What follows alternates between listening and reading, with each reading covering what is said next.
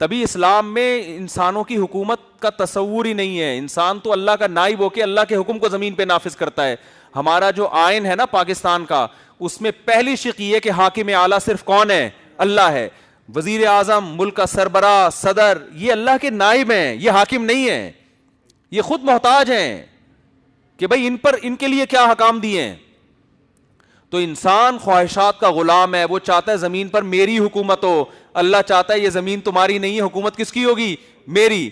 تو یہ چھوٹی موٹی خواہشات کے غلام نہیں ہے, بہت بڑی خواہشات کے غلام ہے. اور ہم چھوٹی چھوٹی خواہشات, جیسے ایک آدمی, ایک فوجی بارڈر پہ لڑنے کے لیے ہر وقت تیار ہے, لیکن جب گھر میں پڑا ہے تو اٹھتا ہی نہیں ہے نا وہ.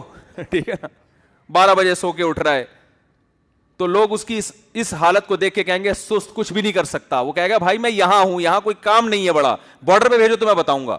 دوسرا وہ ہے جو یہاں تو صبح 4 بجے اٹھ کے جاگنگ کر رہا ہے, ایکٹیو, ہر کام ایک دم ٹائم پہ, ناشتہ ٹائم پہ, اور پھر اس کے بعد آفس میں فوراً پہنچ گیا, بڑے تمیز سے زندگی گزار رہا ہے, اور کہیں سے بھی لگتا ہی نہیں ہے کہ سست ہے یہ. لیکن جب اس کو بارڈر پہ بھیجا جاتا ہے تو سب سے پیچھے پڑ گیا, جھاڑیوں میں چھپ کے بیٹھ گیا, اٹھا ہی نہیں جا رہا, کرینے آ رہی ہیں, اٹھ بھائی جا آگے. وجہ کیا ہے؟ وہ کہہ رہا ہے یار وہ تھوڑی بہت خواہشات تھیں, وہ میں قربان کر سکتا تھا. صبح نیند قربان کرنی پڑتی تھی, وہ میں کر دیتا تھا. آفس ٹائم پہ پہنچنا مشکل کام تھا کہ پہنچ جاتا تھا. یہ نہیں ہوتا بھائی مجھ سے. یہاں اگر میں نے زیادہ ایکٹیو بن کے میں رہا تو گولی لگ سکتی ہے میرے سینے پہ. یہاں تو بم چل رہے ہیں بھائی, دم کی کیسی باتیں کر رہے ہو. تو یہی حال ہے کافر کا اور مسلمان کا. کافر اپنے آپ کو اللہ کی غلامی میں دینے کے لیے تیار نہیں ہے, شراب چھوڑنی پڑے گی. دیکھو ہم کتنے سست ہیں, شراب نہیں پیتے الحمدللہ, اللہ نے بچایا ہے. زنا, خدا کی قسم, زنا سے بچنا آسان کام نہیں ہے. مرد کے دل میں سب سے زیادہ اٹریکشن اللہ نے عورت کی رکھی ہے. ہمارے معاشرے میں 90-95% لوگ 30-35 سال کے ہو جاتے ہیں, اللیگل کسی عورت کے قریب نہیں جاتے. ابھی بھی معاشرے میں زنا سے بچنے والے زیادہ ہیں. انگریز سے بولو یہ قربانی دے کے دکھا تو, آپ بولو کسی غیر مسلم سے کہ تو 35 سال کا ہو جا اور کسی عورت کو ہاتھ نہ لگا جب تک تیری شادی نہیں ہو جاتی. وہ کہے گا بھائی میں صبح اٹھ کے جاگنگ کر سکتا ہوں, میں ٹائم پہ آفس جا سکتا ہوں, مجھے شیٹرنگ کا کام دو, 1 ہفتے کا ٹائم دو گے 3 دن میں کروں گا. لیکن جب میرے دل میں عورت کے بارے میں جذبات اٹھتے ہیں, میں اس جذبات کو کنٹرول نہیں کر سکتا. یہ تم مسلمانوں ہی کا ظرف ہے کہ تم 8 دانت کے ہو جاتے ہو, 32 دانت کے, 40 سال کے ہو جاتے ہو, پھر بھی مفتی طارق مسعود کا بیان سن کے شادی کا خیال آ رہا ہوتا ہے تمہیں. یہ تمہارا حوصلہ ہے, ہم یہ برداشت. تو کافر پہلی نظر میں میرے بھائی بہت اچھا لگتا ہے جب کفر کے گہرائی میں گھسو گے.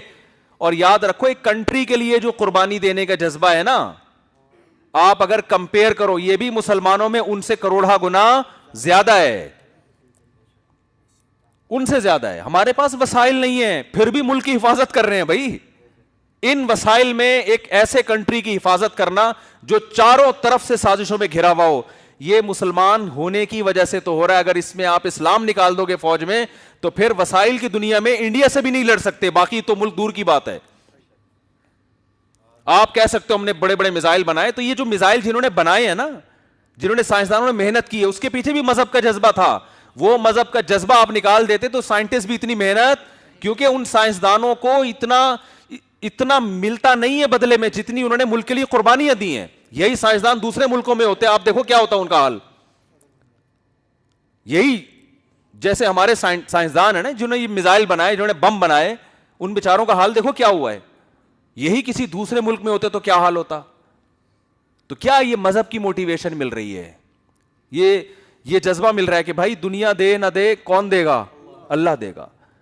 تو یہ ایسی موٹیویشن ملتی ہے جو خدا کو مانتے ہیں کہ یطعمون الطعام علی حبہ مسکینا و یتیما و اسیرا. قرآن کہتا ہے میرے محبوب بندے یتیموں کو, غریبوں کو, مسکینوں کو کھلاتے ہیں, کھلا کے کہہ رہے ہوتے ہیں انما نطعمکم لوجہ اللہ, ہم تمہیں اللہ کے لیے کھلا رہے ہیں, لا نرید منکم جزاء, بدلہ نہیں چاہیے, ولا شکورا, شکریہ نہیں چاہیے.